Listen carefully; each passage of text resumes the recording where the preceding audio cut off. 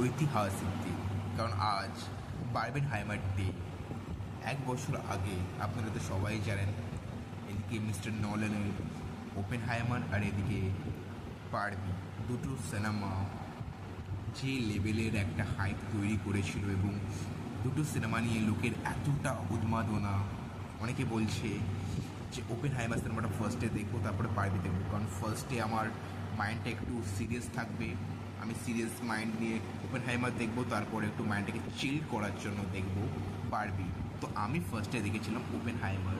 It's a really good biographical drama, মানে এরকম biographical drama 21st সেঞ্চুরিতে আপনারা এর আগে দেখেননি। এবং ক্রিস্টোফার নলানের ডিরেকশন, এদিকে Cillian Murphy, Robert Downey junior, everything is perfect. বিশেষ করে গ্যারি ওল্ডম্যানও রয়েছে এখানে।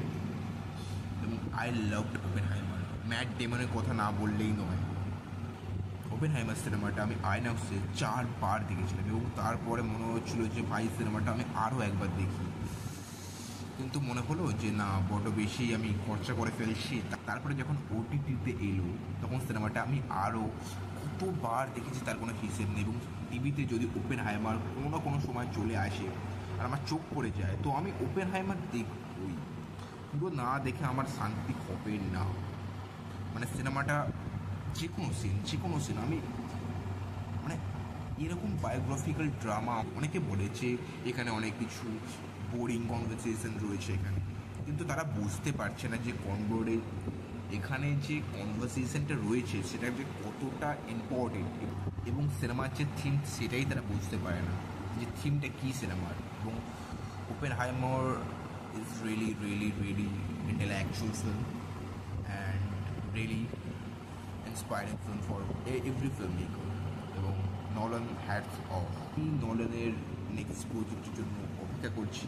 এবং বারবির কথা কি বলবো, it's a pure entertaining cinema এবং সব ধরনের দর্শক এনজয় করবে। এখানে অনেকে বলে ফেমিনিজমকে সাপোর্ট করছে সিনেমাটা, কিন্তু I think it's really wrong.